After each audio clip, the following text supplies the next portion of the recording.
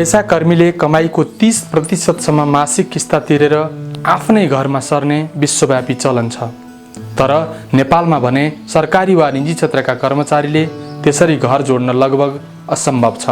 पुर्ख्यौली सम्पत्ति नभएका इमान्दार कर्मचारीहरू डेरामै जिन्दगी जाने हो कि भन्ने चिन्तामा छन्। क्वार्टर त्यो पनि एउटा आवासको एउटा मोडल हो। त्यो क्वार्टर पनि एउटा मोडल हो। त्यो हाम्रो देशमा यो कमी छ कि त्यसकारण कर्मचारीहरूले भ्रष्टाचारतिर चाहिँ ध्यान दिनुपर्ने कारण के भने उसलाई त दबाब छ नि त। म कहिले जग्गा किनौँ, कहिले घर बनाऊँ, कसरी बनाऊँ, कहिले बस्न पाउँला, त्यहाँ त्यो त अलि परकै। आफ्नो चाहिँ डेरामा बस्न पनि डेराको भाडा पनि तिर्न नसक्ने अवस्था छ नि त कर्मचारी।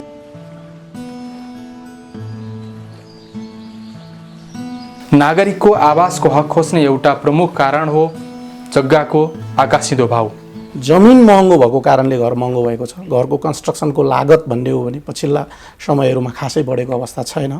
तर ल्यान्ड भ्यालुको कारणले गर्दाखेरि सर्वसाधारणले घर अफोर्ड गर्न नसक्ने अवस्था बनेको छ।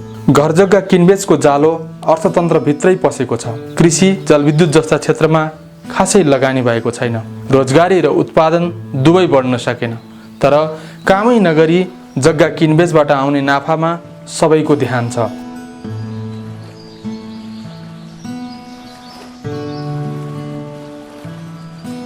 पेसा व्यवसायमा भन्दा बढी घर जग्गा किनबेच गर्नेले कमाउँछन्। तर त्यस्तो कमाईमा कर भने थोरै छ।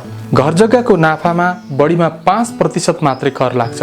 तर रोजगारी दिने, उत्पादन बढाउने व्यवसायमा भने 25% कर छ। घर जग्गाको लाभ कर भन्दा बढी पेसाकर्मीले आयकर तिर्छन्।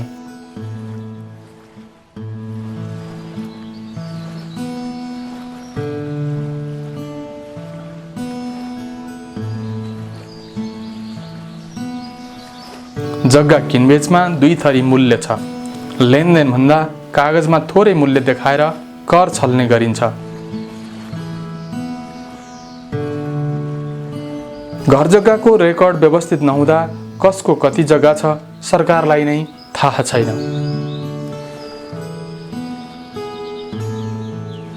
रियल इस्टेटमा दिएको ऋण पनि अर्थतन्त्रलाई खासै फाइदा नहुने घर जग्गा किनबेचमै घुमेको छ। माघ मसान्तको सम्मको डेटमा राष्ट्र ब्याङ्कको हेर्ने हो भने 159 अरब रुपियाँ चाहिँ रियल इस्टेट इन्डस्ट्रीमा लगानी छ। त्यो 159 अरब रकममध्ये हामी अनुमति प्राप्त प्रोजेक्टहरूले म्याक्सिमम लिएको भए 10% लिएको छ। अर्थात् 15 अरबभन्दा बढी हाम्रा अनुमति प्राप्त प्रोजेक्टहरूले लिएको अवस्था छैन। भनेको इन्फर्मल च्यानल जसले चाहिँ तपाईँको इन्फर्मल च्यानलले चाहिँ बढी पैसा लिए 30 खरब लगानीमध्ये हामीले भनेको 0.5% भन्दा बढी लिएको अवस्था छैन। र फर्मल र इन्फर्मललाई एउटैमा बास्केटमा राखिएको कारणले मात्रै बढी देखिएको अवस्था छ। उद्योग वा व्यवसाय, स्कुल वा हस्पिटल चलाउन लिएको ऋण पनि घर जग्गामै पुगेको छ।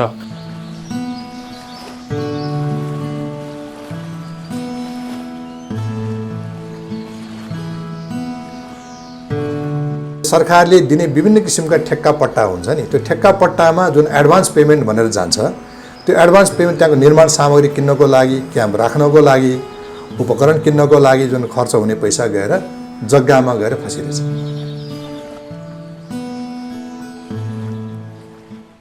रात दिन मेहनत गर्दा थोरै कमाई हुने खेतबारी घडेरी भनिदिने बित्तिकै करोडौं मूल्य पर्छ। जमिन टुक्रै टुक्रा भएको छ। खेती गर्ने जमिनमा सहर पसेको छ।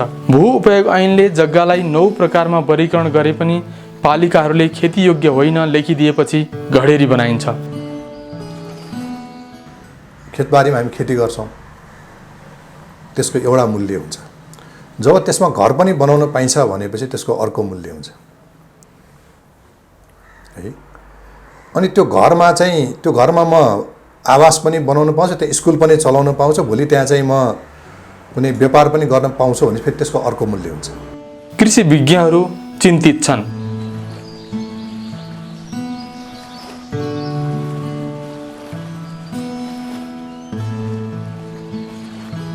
उत्पादन र रोजगारी बढाउन उपदेश दिने अर्थमन्त्रीहरू पनि जग्गामै लोभिएका छन्।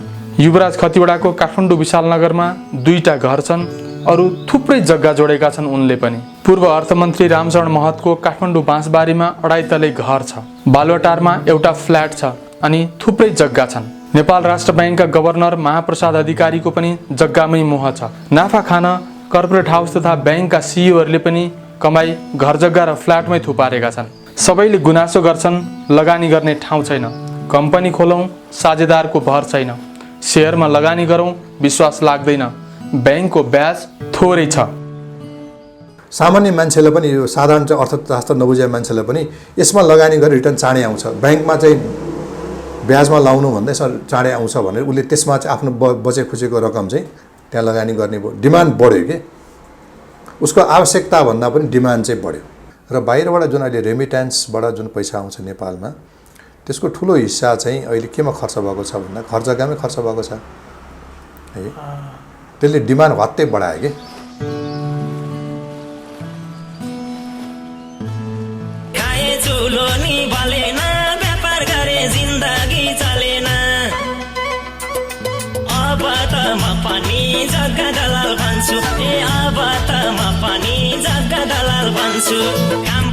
सजिलो पैसा नि टन्नै अब त म पनि जग्गा दलाल भन्छु।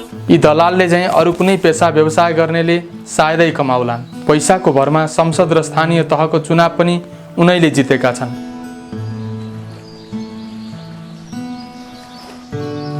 बाह्र वर्ष अघि तत्कालीन माओवादी पार्टीका अध्यक्ष पुष्पकमल दाहालले चितवनलाई राजधानी बनाउने सपना बाँडे। 12 वर्षमा त्यहाँ 25 गुणासम्म घर जग्गाको भाउ बढेको छ। एउटा चाहिँ यो अनावश्यक अफवाहले पनि यहाँ जग्गाको भाउ बढेको छ। उदाहरणको लागि आजभन्दा 10-15 वर्ष पहिले अब काठमाडौँको राजधानी कुनै एउटा ठाउँमा सार्ने भनेर हल्ला चलाइयो। मलाई लाग्छ कि प्रायोजित रूपमा त्यो हल्ला चलाइयो, चितवन सार्ने भनेर हल्ला चलाइयो र हल्ला चल्ने बित्तिकै अब यो हल्लाको भरमा चाहिँ कतिपय मान्छेहरू चाहिँ त्यहाँ चाहिँ आफ्नो चाहिँ पैसा चाहिँ त्यहाँ चाहिँ जग्गा किन्नतिर दौडे।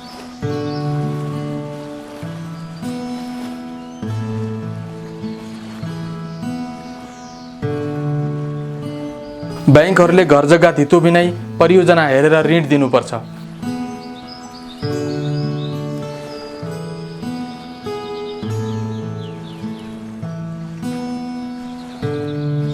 कामै नगरी घर जग्गा किनबेच गर्दा हुने नाफामा उच्च कर लगाउनुपर्छ।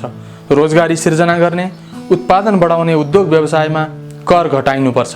जग्गाको जुन ट्रान्ज्याक्सन छ नि त्यो जुन त्यो फ्रिक्वेन्सी घटाउने कि एउटा व्यक्तिले मैले एउटा जग्गा किनेपछि मैले चाहिँ 5 वर्षसम्म त्यो जग्गा बिक्री गर्न नपाइने अथवा 3 वर्ष नपाइने भनिदिने बित्तिकै त्यो जग्गाको जुन अकासितो मूल्य अलिकति घटिहाल्छ।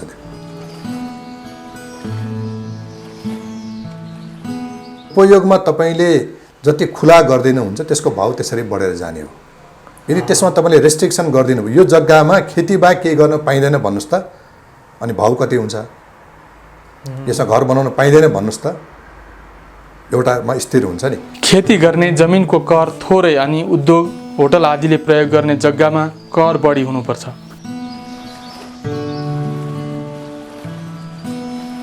पूर्व अर्थमन्त्री सुरेन्द्र पाण्डेले भने जस्तै पैतृक सम्पत्तिमा कर लगाइनुपर्छ।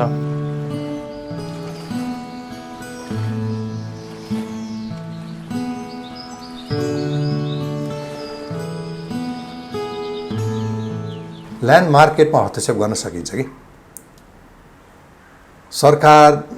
सरकारी निकायहरूले नै यो घडेरीहरू व्यापक मात्रामा उपलब्ध गराउने हो भने सरकारले नाफा लिएन, सो परल मूल्यमा मात्रै उसले चाहिँ गरिदिने हो भने त्यो ल्यान्ड मार्केटमा एउटा ब्यालेन्स चाहिँ आउँछ। अहिले त ल्यान्ड मार्केट त सरकारको नियन्त्रणमा छैन, यो त खुल्ला चाहिँ छ। यो सरकार र निजी क्षेत्रले कर्मचारीलाई क्वार्टर दिएर बासको व्यवस्था गर्नुपर्छ। कुनै पनि कम्पनीमा काम गर्छन् उसले चाहिँ त्यहाँ एउटा चाहिँ आवासको सुविधा क्वार्टर पायो भने ऊ क्वार्टर पायो, जागिर पनि पायो क्वार्टर पनि पायो भने उसले दायाँ बायाँ हेर्नु परेन नि त, परेन नि। दायाँ बायाँ हेर्नु उसले क्वार्टर पाउँछ, कम्पनीमा काम गर्यो नि त्यो कम्पनीमा क्वार्टरमा बस्छ, त्यसो ऊ छ अर्को कम्पनी जान्छ अनि त्यहाँ उसले क्वार्टर पाउँछ। सरकारी कर्मचारीले पनि हामीले दक्षिण एसियाकै अधिकांश देशमा चाहिँ सरकारी कर्मचारी क्वार्टरमा बस्छन्। सरकारी कर्मचारीलाई म जग्गा कहिले किनौँ घर कहिले पनि चिन्तै छैन। नेपालमा मात्रै हो नि यस्तो चिन्ता त।